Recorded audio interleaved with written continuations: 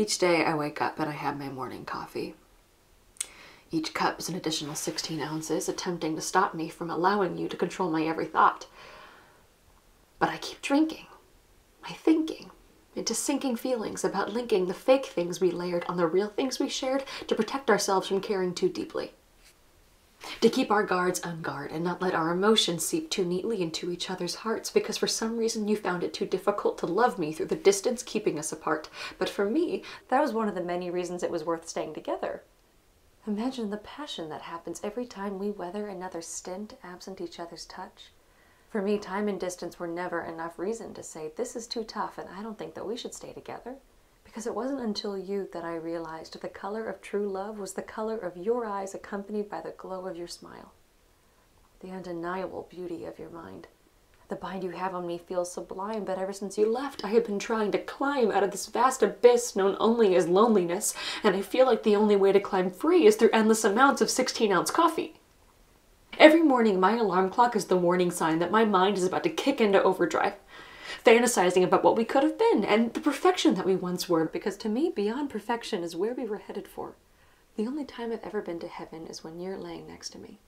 And the only time I've ever felt euphoria is the way you say, I'm so ridiculously in love with you, even a blind man could see, and that was me. The one absent her sight, who with you could understand the true meaning of what true love looked like, so you should know that I'm still in love with you. And every morning brew only seems to inflate my longing for you like a helium balloon, floating me away on thoughts of our clothing splayed across our bedroom floor. My ear presses up against memory's door and tunes into the sounds of our lust. My mind's eye finds us wrapped within the blanket of our trust, where both of our heads rest together upon one pillow like the perfect silhouette of the moment I first fell in love with you. And then to fall asleep and count the sheep upon the field of our dreams where complete bliss was found within the company we keep, only then to open my eyes to see your eyes were nowhere in sight. I'm forced to fight the fright that frantically flows into my bloodstream, and the only tool I have to do that is this 16-ounce cup of hot caffeine, so I can stay awake and fake a smile to represent a person who doesn't feel hollow, desiring nothing more than to dial your number and ask if you still dream those same dreams within your slumber, but you don't answer your phone.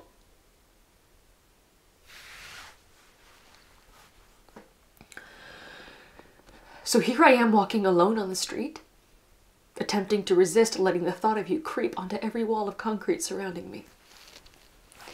I see you on sidewalks and stores, on corners, on doors, on street signs and cars, on t-shirts and bars. I see you on the subway, in every window display, in every story of every building. I can't help but see you in every direction from every angle on everything. When I walk into museums, I can only think of our history. When I walk into bookstores, I gravitate towards the section with mystery novels and survival guides because my subconscious thinks they'll teach me how to check my vital signs because my coffee intake is way too high. And although I try to deny feeling anything other than fine, my mind convinces me I'm injured because an empty feeling still lingers in the areas between my fingers where you shaped your hand like a glove and laced the warmth of your love with the pulse of my heart. When I start to speak the words I love you, I can still savor the flavor of the taste of your lips and the goosebumps created by your fingertips, and for a brief moment I slip back into the paradise of our kiss. But I know that missing you like this is counterintuitive because it is entirely one-sided. You've decided you never want us again, and I'm just pretending that now could be then, and I'm stifled because it feels like you're aiming an assault rifle at our relationship that I'm standing in front of protecting. And your ammunition is all the love that I've invested, and I can feel the pair of precisely aligned crosshairs on the left side of my ribcage, which is harnessing all the rage that I've withheld over you making the decision to end us by yourself. And every morning I try to ignore that you pulled on that trigger and felt no remorse. But when you cracked that shot and I braced for impact, it only exacerbated the fact that I still want you back. Because I'm shackled in this self-conscious prison that has arisen from your decision for our division, with bars that are made out of mirrors that reflect all of my unattractive physical defects that only I can see, because since we no longer talk, I needed to give myself a reason for why you seemingly rejected me so easily.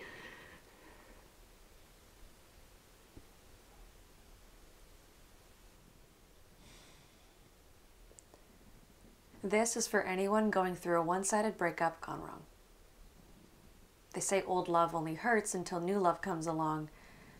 Don't make the same mistake that I did and lock yourself into a depression.